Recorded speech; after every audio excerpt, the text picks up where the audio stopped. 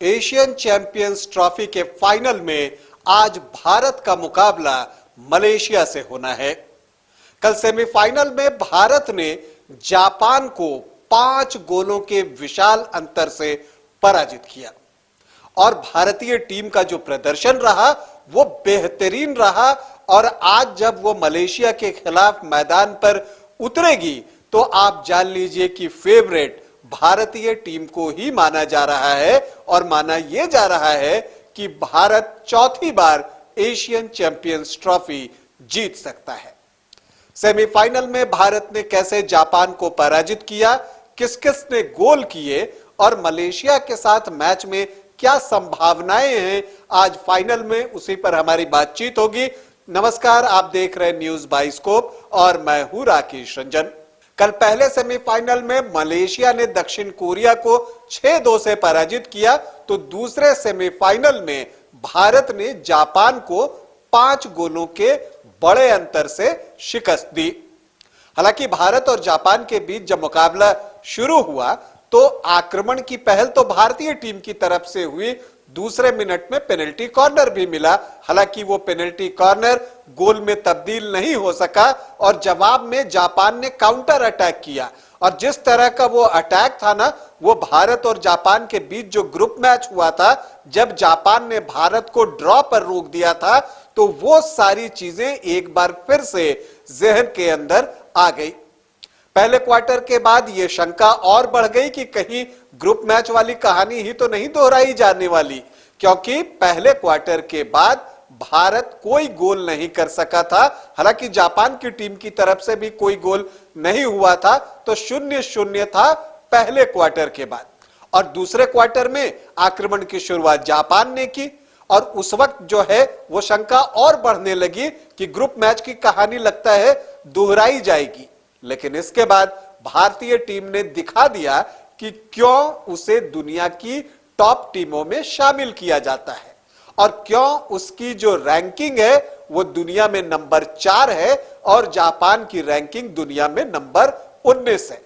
तो ये जो रैंकिंग का फर्क है ना, इसके बाद भारतीय टीम ने अपने प्रदर्शन से भी दिखाया और दूसरे क्वार्टर में भारत ने 3 गोल दागे। 19वें मिनट में आकाशदीप ने फील्ड गोल किया।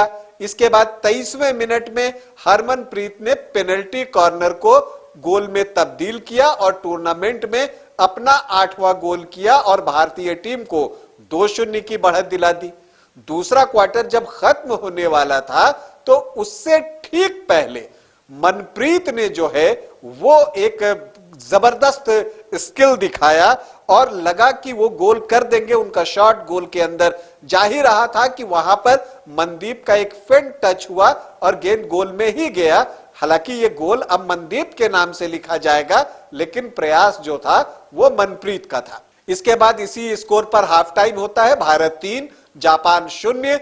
उसके बाद तीसरे क्वार्टर में 39वें मिनट में एक बार फिर से मनप्रीत एक्शन में दिखते हैं, मिडफील्ड से निकलते हैं, डिफेंडर्स को चकमा देते हैं और गेंद को आगे बढ़ाते हैं सुमित के पास। सुमित मौके के इंतजार में होते हैं और भारत 4-0 से आगे हो जाता है।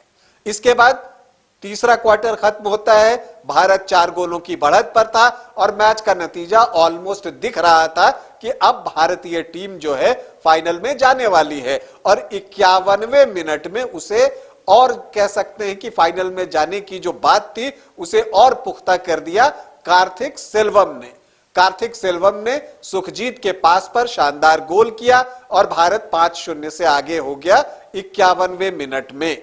और इसके बाद बाकी 9 मिनट में भी भारत का डोमिनेशन साफ दिखा, हालांकि गोल नहीं आया और भारत 5 गोलों से जीतकर फाइनल में पहुंच गया, जहां आज उसका मुकाबला मलेशिया से होना है। देखिए, मलेशिया को भारत ग्रुप मैचों में 5 गोलों से पराजित कर चुका है, तो इस हिसाब से जो एक मनोवैज्ञानिक बढ़त है वो भारतीय टीम के पास है। लेकिन मलेशिया ने जिस तरह का प्रदर्शन इस टूर्नामेंट में किया है या सेमीफाइनल में उन्होंने दक्षिण कोरिया के खिलाफ किया है, उसे आप कमतर नहीं आंक सकते। लेकिन भारत का जो मिडफील्ड है वो लाजवाब खेल रहा है। मनप्रीत और हार्दिक जो मिडफील्ड में कर रहे हैं वो सिर्फ कमाल ही कर रहे हैं और मनप्रीत इसी वजह से सेमीफाइनल के प्लेयर ऑफ द मैच भी चुने गए। तो कुल मिलाकर आज जब भारत और मलेशिया की टीमें भिड़ेंगी तो भारत की नजर जो है वो चौथी बार एशियन चैंपियंस ट्रॉफी उठाने की है, तो मलेशिया चाहता है कि वो पहली बार एशियन चैंपियंस ट्रॉफी को उठाए। लेकिन भारतीय टीम का पलड़ा इस मैच में भारी दिख रहा है। हम भारतीय टीम को ढेरों शुभकामनाएं देते हैं। अभी के लिए इतना ही, इजाजत दें, नमस्कार। इस स्वतंत्रता दिवस आजादी का जश्न मनाए वाइल्ड वादी वाटर पार्क में, जहां 1 से 30 अगस्त तक पाए amusement park, bird park, zip line, hurdle swimming, water park, 360 cycle, spinner, trampoline, bungee जैसे कई बेहतरीन ऑफर मात्र 100 रुपए में। वाइल्ड वादी वाटर पार्क रांची। कॉल 9304816880।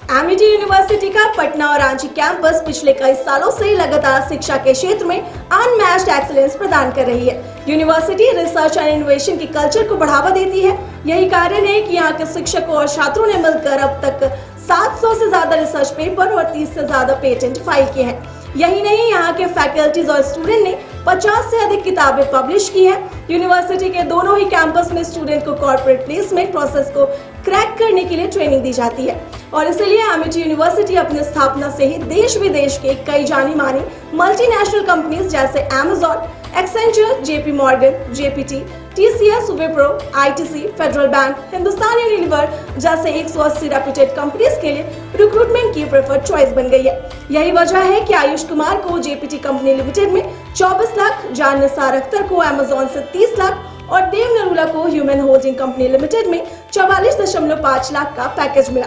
वहीं सुमन गुप्ता को पैलो ऑल्टो में मिले 47 लाख के हाईएस्ट पैकेज से यूनिवर्सिटी ने बिहार और झारखंड में एक नया रिकॉर्ड कायम किया है।